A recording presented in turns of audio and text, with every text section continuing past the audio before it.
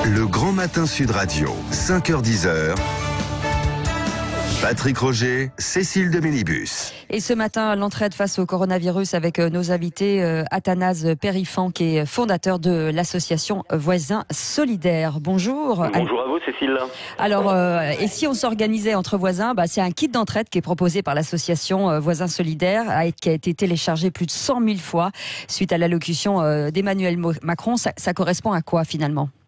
Ça correspond à quelque chose de très très positif, Cécile. On voit poindre une vague qui monte, une vague de solidarité. Et on se rend compte qu'il y avait deux moyens de réagir. Soit on se disait, le voisin devient un danger, il peut me contaminer, on se replie sur soi. Et ben non, en respectant les règles, bien sûr, ça c'est important, on peut s'entraider. Et ça c'est plutôt rassurant dans une période qui est quand même difficile et assez anxiogène.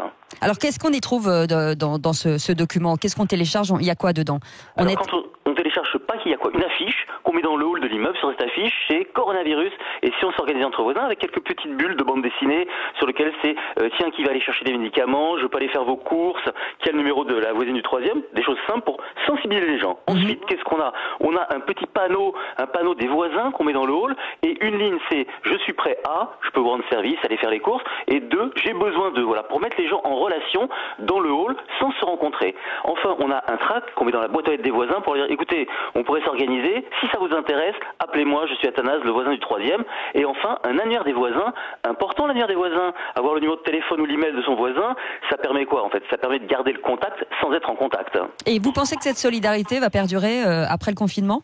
C'est ce que j'espère. On voit bien que quand il y a des crises sanitaires, quand il y a des problèmes, les gens sont plus solidaires.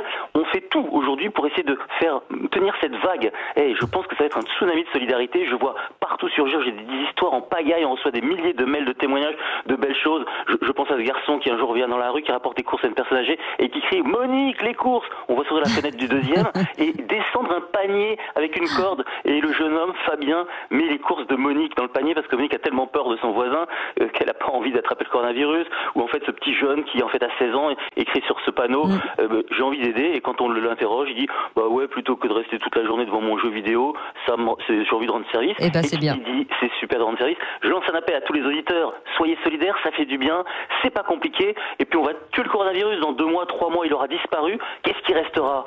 Il restera cette vague de solidarité, ces rencontres, ce partage, ces émotions, c'est essentiel. Merci beaucoup Athanase Périfan, fondateur de l'association Voisins Solidaires. On la mettra bien sûr sur notre page Facebook Solidarité Sud Radio. Coronavirus, restez avec nous, 6h59. C'est le Grand Matin Sud Radio.